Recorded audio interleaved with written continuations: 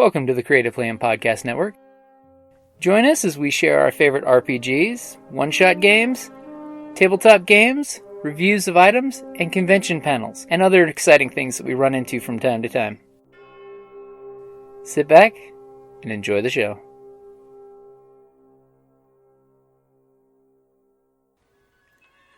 Hi, this is Kelly, aka Trixie from Ragnarok and Roll, assigned to Ragnarok Story, and Tilda Wimblewick from D&D Journey of the 5th Edition.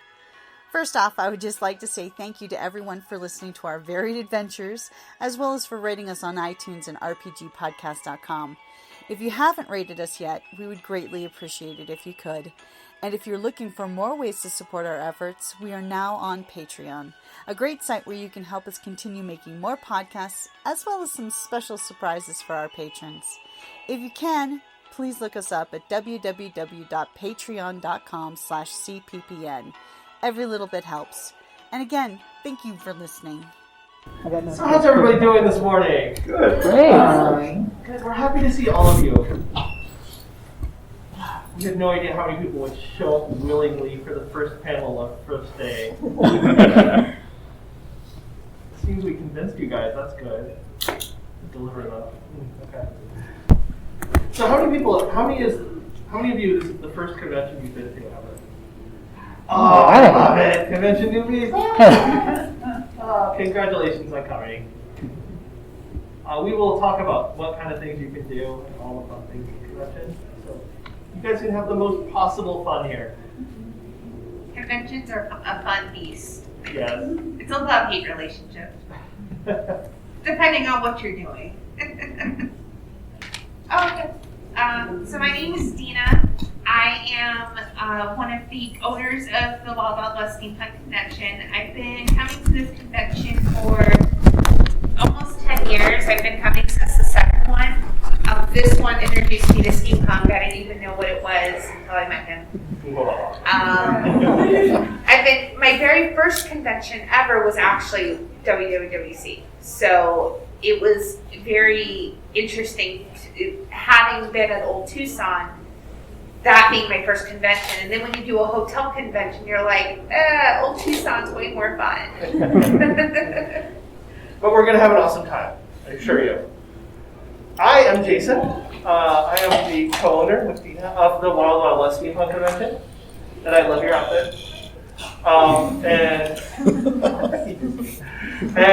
I've been working with the convention since the very first time we went down as a group to Old Tucson and said, we have a crazy idea, let's do a steampunk convention. And Old Tucson said, what's steampunk?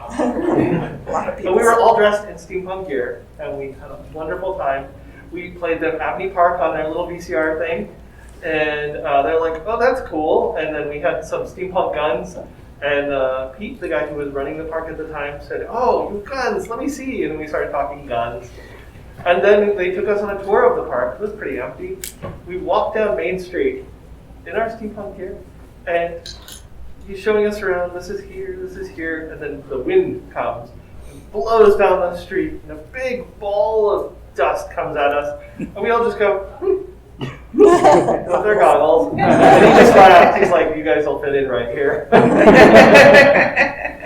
And ever since then, we've been doing the convention at Old Tucson until it closed 2 years ago. Due to COVID, the company that runs it went out of business. They went bankrupt. The county, owns the land that Old Tucson is on. And so they took it back over, and since then they've been taking bids and proposals for companies to run Old Tucson. And this month they'll be making the final decision, voting on it, and announcing who is taking over.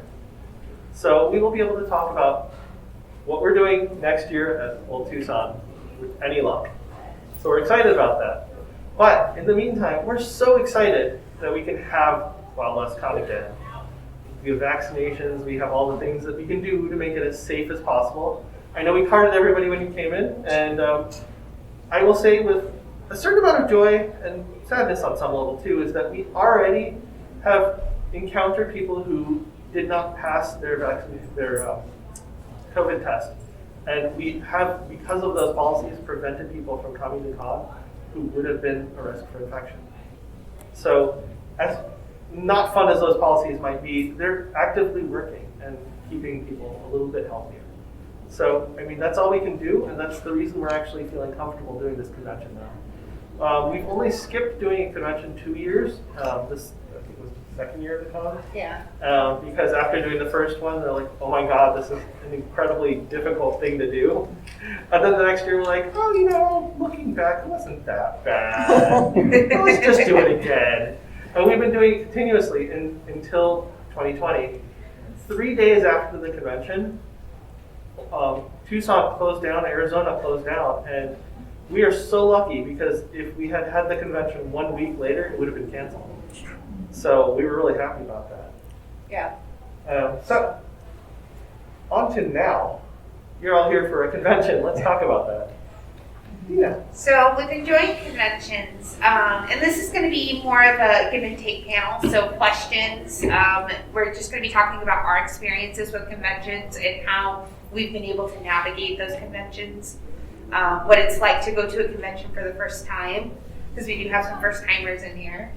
I will say my first time going to a convention was overwhelming because there's so much to do. So one thing that really helped me was looking at the program and picking out just 2 or 3 things that I really wanted to do. If I don't do anything else, because it can seem overwhelming to be like, oh my God, like, what do I do? There's so much in here. I don't even know where to start. Just pick out 2 or 3 things that really interest you. And if you don't do anything else, at least you picked out a couple of things that are really interesting to you that you really want to do. Mm-hmm. Yeah.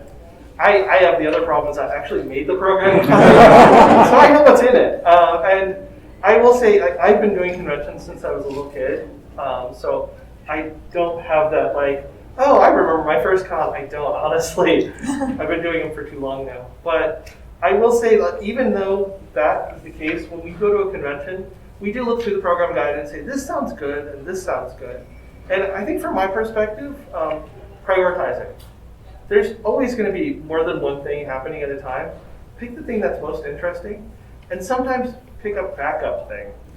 Because sometimes you'll go to a panel and you'll be like, I'm going to learn about fusion energy. This is going to be great. And then you go and it wasn't the fusion you were thinking of. Maybe it's about gluing 2 things together. Like, oh, that wasn't at all what I thought it would be. If that happens, you're perfectly okay to say, oh, I need to sneak out the door and go to something else now.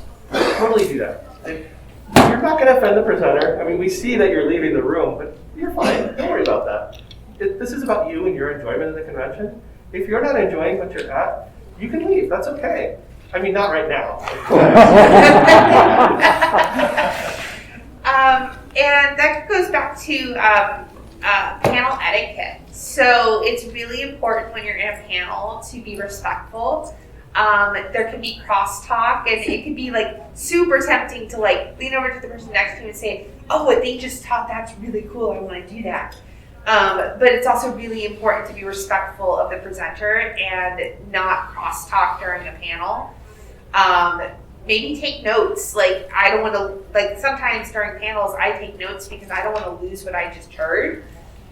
But I really want to tell the person next to me, so I'll take a note and then talk about it afterwards. Mm-hmm. Yeah, you can always like show your phone to somebody and have something on it. A secret fact, though, is when we're on the stage and you talk, you're facing us, we can hear you. Yeah. Let's see. Other fun things about conventions. There's always that social aspect to a convention, meeting new people. We're all here for the same reason. We love steampunk. We're interested in the genre. So you can walk up to anybody, including this guy right here, and talk to somebody about steampunk, and they're going to have something in common with you. We were talking last night, so I could pick on him. And you have a family already. Even if you've never met these people, we're all part of a family. We're a community. And you can feel confident that nobody's going to be a complete jerk to you about stuff. That's true. Yeah, and so I find that one of the things I most enjoy. I've been doing this for 10 years now, just for WWWCon. And I've been to all the panels for the most part. I've seen a lot of things. But it's the people is what it really is. It's really coming back to the people. Yeah. So I encourage you to make some connections. Yeah, for sure. And then I had a thought.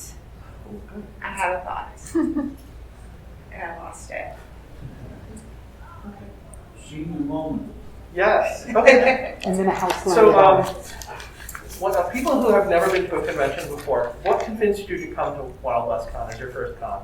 I totally want to hear this. Yes. I seen this at Old Tucson 2 years ago, and I was amazed with it. It was like being at the Halloween Day Parade in New York. Hey, nice. So I go, this is great, I gotta try it. Nice. So then I seen it online, I go, okay, let me get the pass and go. Very good. Nice. Anyone else? Yes. I just always loved Victorian, anything vintage related. And I live maybe 3 minutes from Old Tucson, and Oh, wow. I never heard about it until this year. And I just was excited to go and see what it's all about and learn more, because there's so many creative people making things and selling things here. So it kind of just, I think my love of old things made it really interesting. That's Nice. wonderful. And to that point, some of the people presenting here and some of the people in the vendor hall are professional makers. They make all of their money selling things they made, like amazing teacup holsters out of leather. It takes an incredible amount of time to just learn how to make something like this. And then to make it well is just an extra level. They say to be an expert at something, it takes 10,000 hours of practice. And some of the people we have here literally are experts. They make things for film, for industry. Something I didn't know is that in film, they have props, of course. They have the background props, and then they have what they call hero props.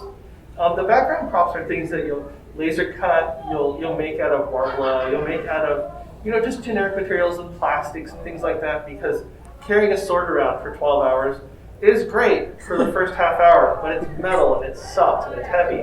If you have a plastic sword, you can carry that all day long. Good tip if you're making stuff for your costumes here too. But the really close things you see are actually incredibly expensive handmade things, especially magic items, things you'll see in shows and movies. And some of the people we have here at the convention make those items. And I have nothing but respect for that. They make amazing things. So go talk to them, go look at what they make, and ask them questions. They do this for a living. They're so excited to talk about what they do. The vendor hall is also a great place to go. So going back to, you'll notice that Jason is dressed up in his Victorian gear. I'm actually wearing the con t-shirt and jeans. And you don't have to dress up to enjoy the convention. Now, if you want to dress up and you're like, where do I start? There's a couple of routes you can go. You can go to Goodwill or Savers. If you're crafty, you can buy, a $5 shirt. You can, if you're good at sewing, you can turn it into something. Or you can go to the vendor hall and buy a corset, or any little thing like a corset or a vest will steampunk up an outfit. So you can dress as little to as much as you want within the genre. I'm actually wearing, you can't see them because I'm behind the table, but wool pants, like expensive wool pants that I got at Goodwill. You can get high-end stuff at Goodwill. I also am wearing a jacket that I got from our vendor hall. Not this year, previously. But yeah, this is something our vendors were selling. And my shirt is something I got at Goodwill. So you can actually dress. We actually went to Goodwill 2 weeks ago. Like, crap, God's coming. We don't have all our clothes. So we went to Goodwill. We actually took an Uber because it was raining and we couldn't park our car somewhere. So we went there. We spent, how much did we spend after? We spent like $80, but we got so much stuff. Like, he got like 4 pairs of pants. He got like 3 or 4 really nice shirts. I got a whole bunch of shirts and a skirt, and it was really like $80 would have cost maybe 2 pairs of pants for him. And if you don't know, like Goodwill has like a color day. Like they have a little like tag that's like green or red or something like that. And if you go on that day, then I think it's half off or something like that. Mm-hmm. And usually their clothing is in the like $4 to $10 range kind of thing, the more expensive stuff. If you know clothing, like it's even better because they have no idea about clothing and how expensive things are.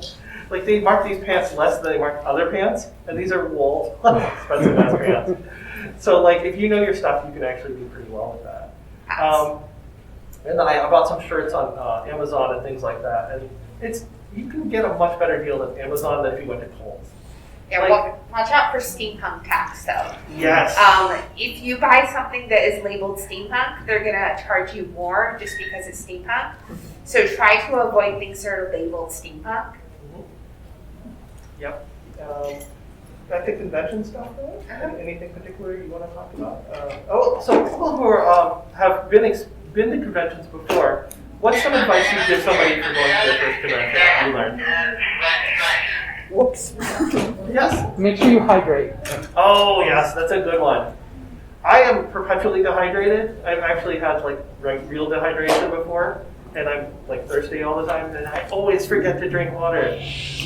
We actually have people every year, especially at Old Tucson, who are literally dehydrated and need medical assistance. Usually it's throw some water down your throat or some Gatorade or something like that, but it always happens, and heat stroke is real. You can get that. It seems less likely this weekend, but it's something to be aware of. You can get involved in what you're doing and forget to drink, and that'll bite you in the butt. Make sure you eat. I'm very bad about this. Yesterday I had breakfast and then didn't eat again until 10 o'clock. So it can be really easy to forget to eat because you're having so much fun. You're going to panels. If you're a volunteer, it's even worse because you're working all day. So make sure that you're taking care. Self-care is a big thing. Make sure if you need to stop for a bit, do that. If you need to eat something, go eat. Make sure you drink. Speaking of eating and drinking, right over here on the back page, we got our vendor hall, which is just over here, past the entrance. And we also have the food trucks, which are in the parking lot to the northeast. We went to the food trucks and had some last night. Reasonable prices and really good food, honestly. They also have the two restaurants in here, the Lookout Grill, is it? And Lookout Grill and Gold. They're both good. Gold's more expensive. You can spend $20, $30 on a plate. Lookout's a pub style, more burgers and things like that. They're both good. They both have tasty food. Personally, I'm really excited about the food trucks. I work with Zoe, our vendor manager, and she actually handpicked the food trucks we have. Even yesterday, we had food truck companies can I be a food truck? No, we don't have space, guys, sorry. So they're very excited to be food trucks with us. So if you look through there, also on the website, online, if you look for food trucks, you can find sample menus. It's not exactly what they have, so you can always just go down there and look. But we have options for food that are as low as $3. I think they have hot dogs that are $3. Their drinks are $1. So if you haven't been down there yet and you're thirsty, walk down there and get a drink. It's a good choice. If you're an aristocrat, do we have any aristocrats in here? Awesome. If you're an aristocrat, we have a whole section in the program just for aristocrats that tells you special events. It's on page 9, but only you can get into with an aristocrat pass. And we do this especially because we know that we appreciate our aristocrats, because we know that without you guys, the con probably wouldn't be happening. Yeah. And so we do this to appreciate you. We give you a swag bag. So if you guys did not buy an aristocrat pass this year, seriously check it out next year. There's a lot of value in it. We have a whole room just for aristocrats. Yeah. So again, we appreciate you. Thank you very much. Let's see. So we have a charity this year. If you look in the back of the program guide, above the forlorn lady with a watch, we have information about our charity this year. We're very excited about that. Every year of the con, we've had some sort of charity. We picked Bread and Roses this year. They're a wonderful local charity in Tucson that helps homeless youth find a space in the world. And that's something that we're about, is community and helping people find their place. And so I thought that was a really good fit for us. Yeah. We're really happy about that. Hi. Hello, I'm late. That's okay. She's our lovely okay. moderator. You want to bring Hello the chair guys, I to was come supposed to be moderate? on stage, but we're helping some other areas get set up, so. Okay. I'm assuming you guys have covered all the goodies. Yeah. Oh, we need no, to we cover missed panel something. etiquette. I'm very proud of you. No, they know everything because they're gracious owners and they've done a lot of hard work to get us here, so. It takes a lot of work throughout the year. Yeah. So. days? We actually do really love doing this convention. We don't make much money on it. We don't care. It's okay. We're not going to go, travel anywhere for the money we make on this. Anyone who tells you that, convention owners make a lot of money, they're lying to you. They don't know what it's like to run a convention. Definitely more of a passion project than anything. Yeah, it's only the very large conventions that have 60 to 100,000 people or more that actually really do make a lot of money. So and I have friends who run some conventions locally, but we're actually the AASC is the American Association of Steampunk Conventions, which we just started last year. And it is actually the owners or people who run or chairs of steampunk conventions throughout the US. And we actually get together and chat about running steampunk cons. One of the things you might notice is we're in a fancy hotel. That's not an easy thing to make happen. For starters, they're confused and scared that steampunks are going to be insane and tear the place up. We're not. We're actually really great about it. They don't understand our main demographic is not teenagers. Yes. Yeah, and they actually specifically cite other conventions that are more rowdy than us. And they're concerned because they have an image to protect. But it turns out we're an excellent bunch. And every time we're at a hotel, they're like, oh, well, this is great. And we actually have a reputation throughout Tucson now as a convention that is a wonderful thing to have. Yeah, the AASC was created because we found a need to have a channel to share information between conventions. Not to be confused with a ban list, because that's not what we're after. What we're after is if there is, a problem at a convention. Maybe there's a problem person that we have at a convention. We share it with the other convention owners so that if that person shows up there, they can keep their eyes open. Okay, is this person, was it a one-time mistake? Because we all make mistakes. We've all done something dumb at one point in our lives. But is this a person that we need to look out for? What happened was there was a person at a convention back east that had showed up that was a big problem. And they showed up to a different convention, and that convention owner didn't know about this person. So they were continuing to be able to make those same problems everywhere they went. Yeah. Whereas if we had shared information, the second convention, they wouldn't have done anything with the person, but when they heard about it, they could have been like, oh, okay, this happened at this convention. Now we know that this is something we need to watch out for. And when we say that person was a problem, it was a problem to the degree they had to hire off-duty police officers to maintain the order, make sure that nothing bad happened at the convention because of this person. And that cost the convention a lot of money. Professor Elemental? Professor's awesome. We love him. He was a troublemaker. He's a rowdy human. Yeah. He's a lot of fun. Oh, yeah. But by communicating between conventions, we can discover things that could be a potential problem before they become a problem. The other thing is we actually work with each other to talk about things like, how do you deal with a hotel effectively? What are techniques you use? Because the hotels pretty much are chains now, and they will work to make the most money they can. They're not here to help us be successful in the same financial sense we would like them to, but by helping each other, we can do that. And so that's one of the things that comes together. And I mentioned earlier that steampunks are a community. The AASC is working to help new conventions get started. We've been doing this 10 years now for Wild West Con. We know a trick or two. We actually know how to make this happen and what kind of things will screw you up. And we're sharing that with new conventions. So yeah. Yeah. Yes. Hotels, are they comparable to Old Tucson? Did you have a sweetheart deal with Old Tucson to have them as a setting? I wouldn't say it was a sweetheart deal, but it's hookup. It was a connection we had. We were actually Wild West Con was, other than Nightfall, which is their largest event in the year, put on by themselves, which lasts a month. Well, the Wild West Con was the second largest event they ever have there during the year. So we have a certain affinity with them and them for us, and frankly, they love working with us on the convention. Will you be going back to Old Tucson? We're planning on it.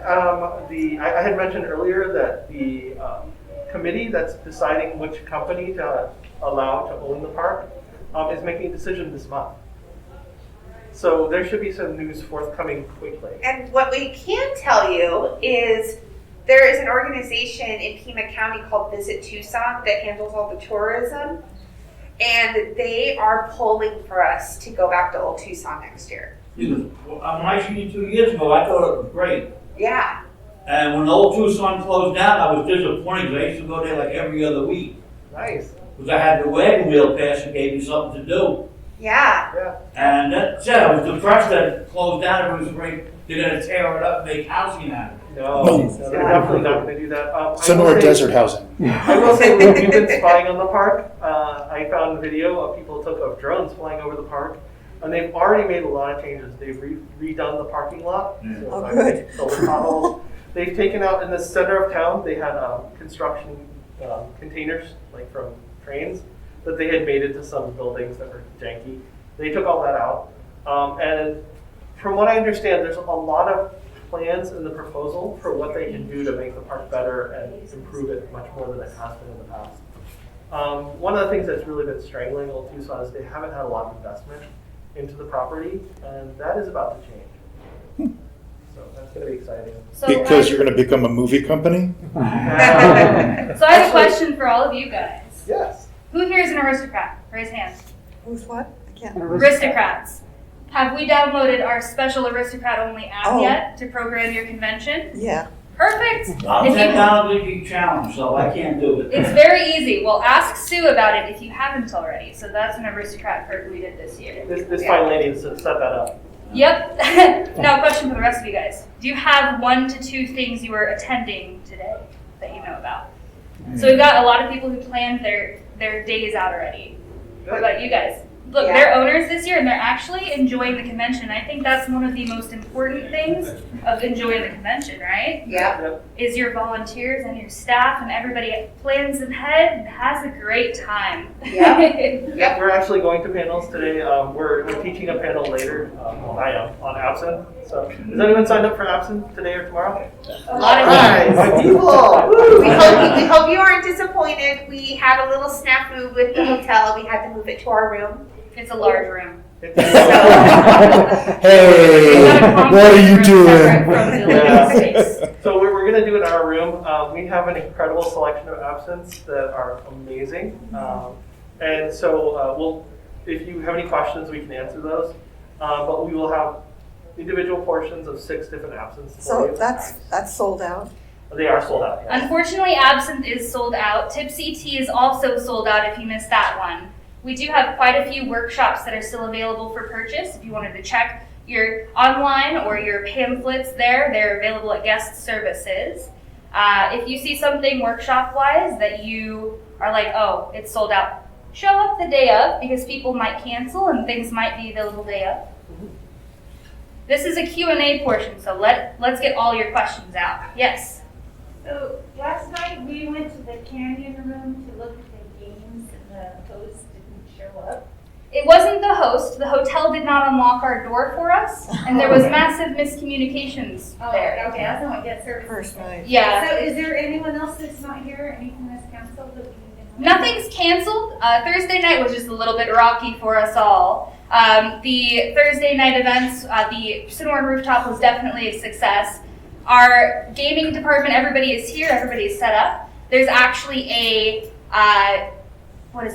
schedule. That's the word I'm looking for. A schedule outside of the room, of Canyon Room. So they're demoing different games, and Isle of Games is also allowing people to check out individual games if you have a group of people and you're just like wanting to hang out and chill.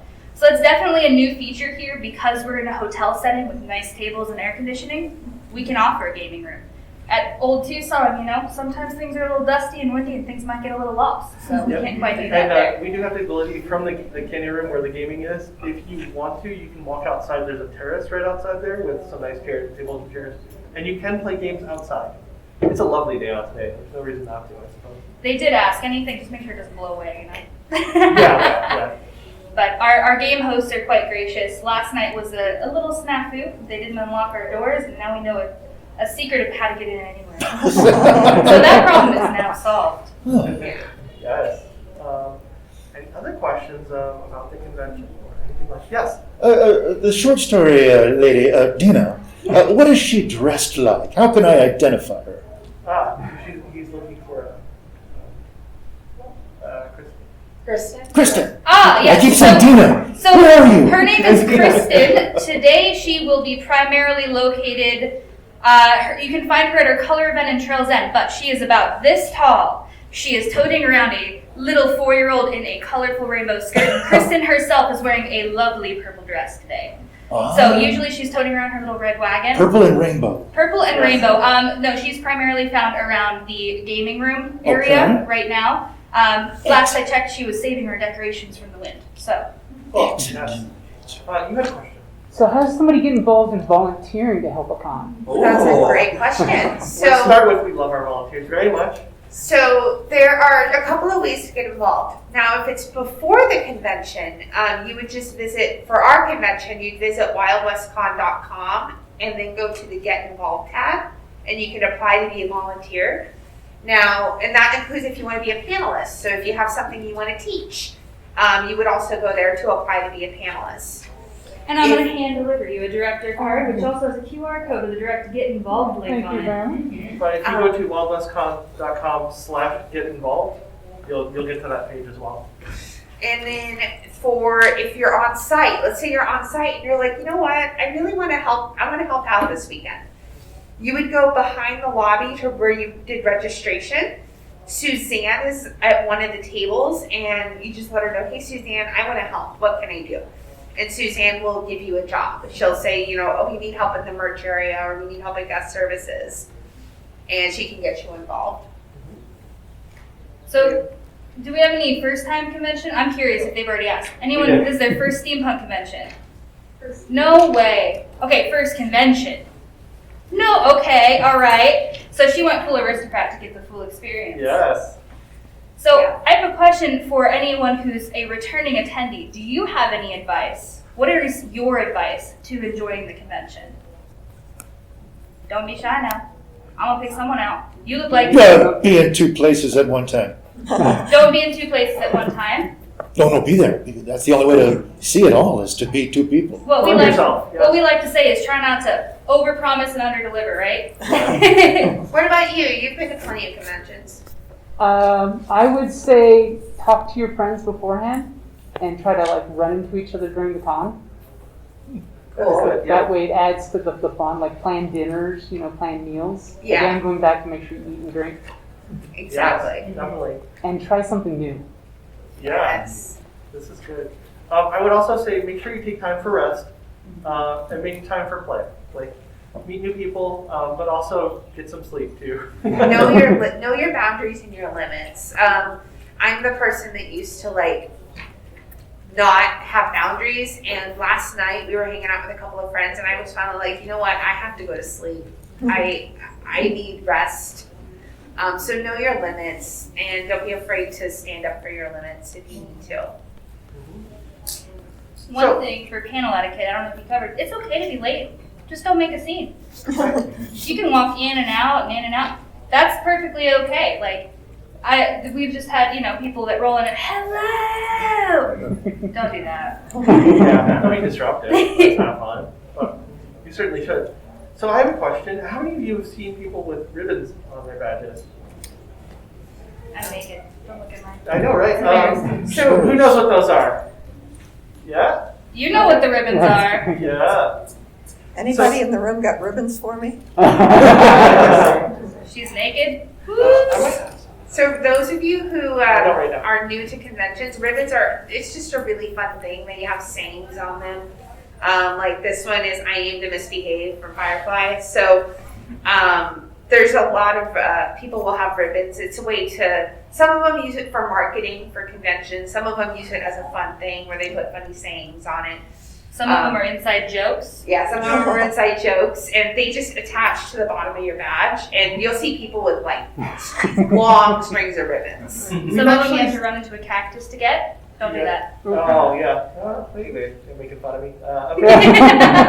Okay, so that's a story. I actually did run into a cactus at Old Tucson because I'm dumb. And I was doing the tour director thing where you're everybody walk this way, and I'm walking backwards. And I walk backwards, and I look, and everybody is staring at me with really big eyes. Nobody's saying something, but I think I saw and then I just feel pain. I walked into a 7-foot-tall jumping choya. And I didn't kind of walk into it. I completely walked into it. And I had jumping choya balls in me from my shoulders to my ankles. And for about 5 years after it, I was pulling jumping choya chunks out of my leg. That's Deena. Don't do that. And also, too, if that happens, Nice to be married. get a little comb and then pull them directly out. Do not roll them down. I found that out. We're lucky that a lot of the paths here have decactused their cacti. I've never seen this before, but somebody who had way too much coffee was sitting there pulling the needles out of the cactus at some point in history. Wow. So many of the cactus are safe, but not all of them. And you certainly could do yourself a bad day by sitting on them.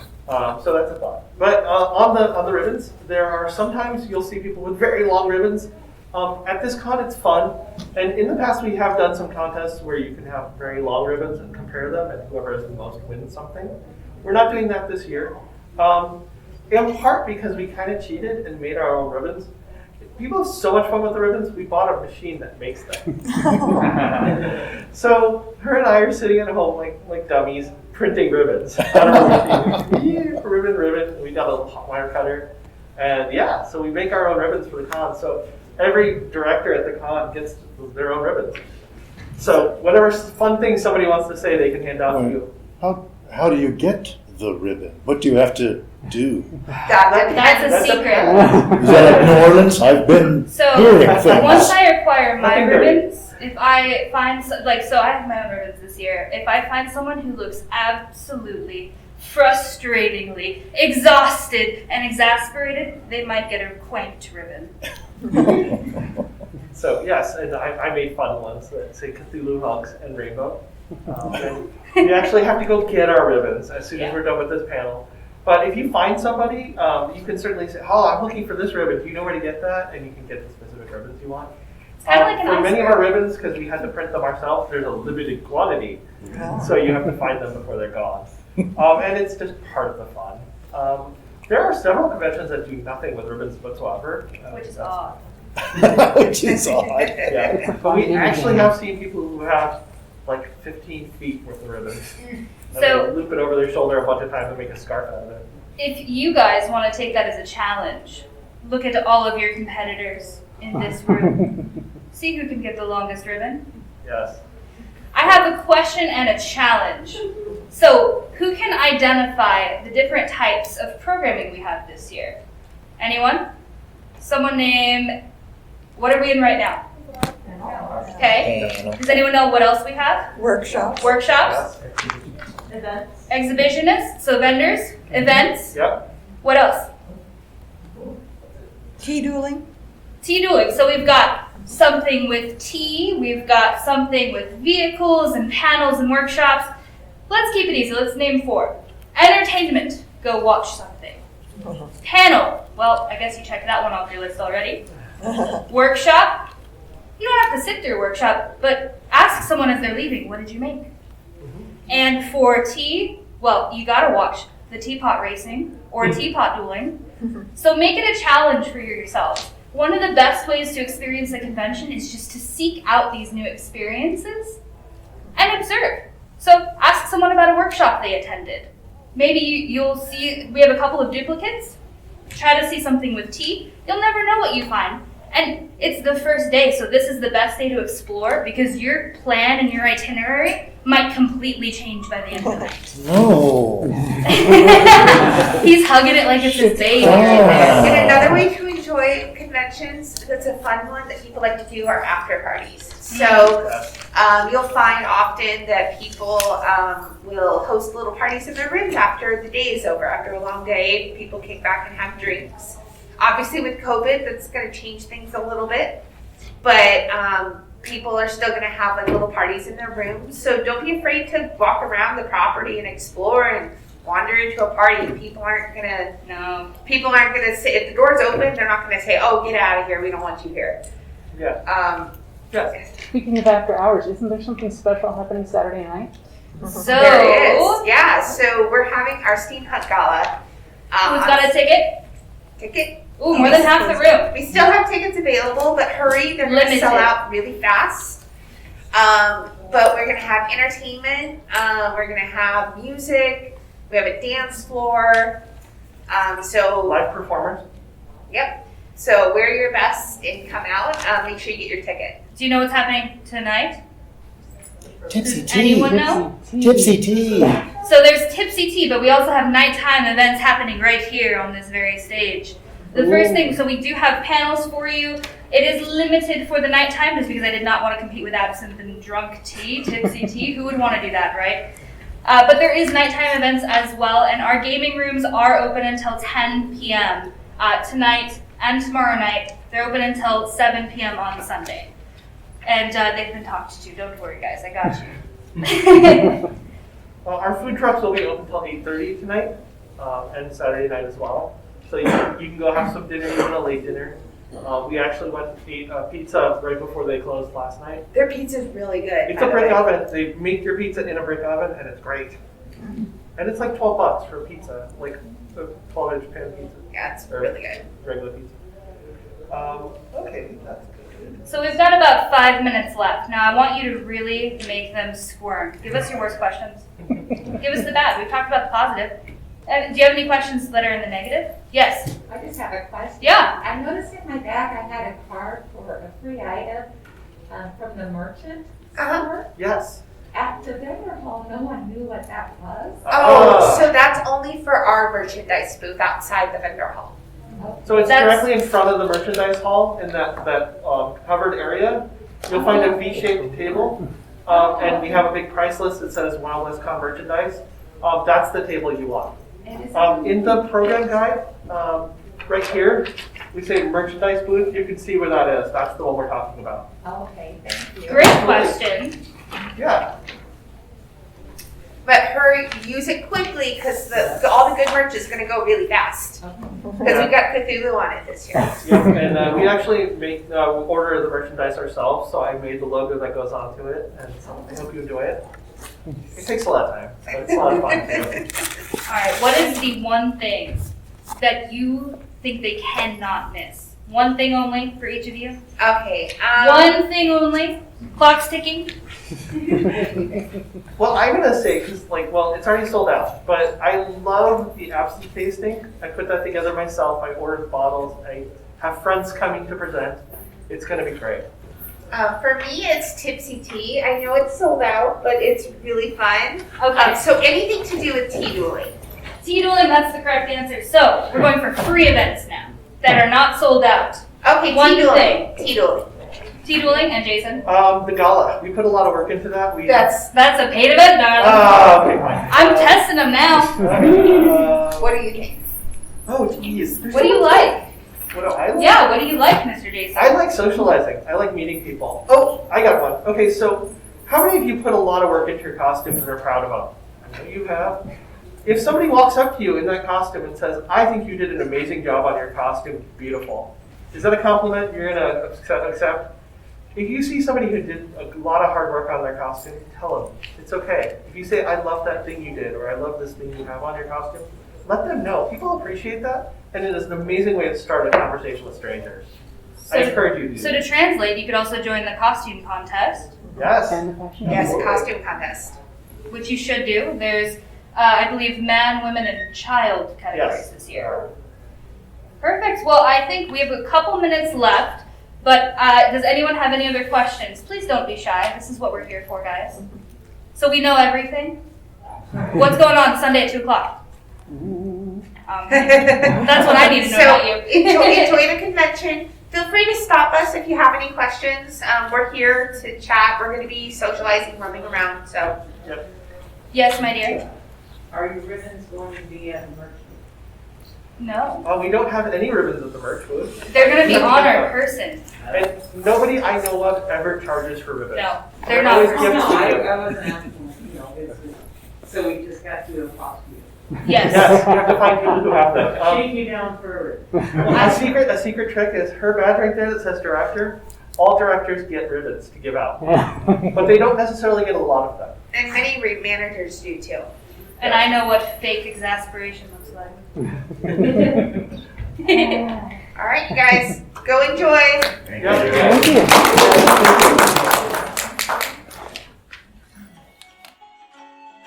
Thank you for listening to the Creative Play and Podcast Network.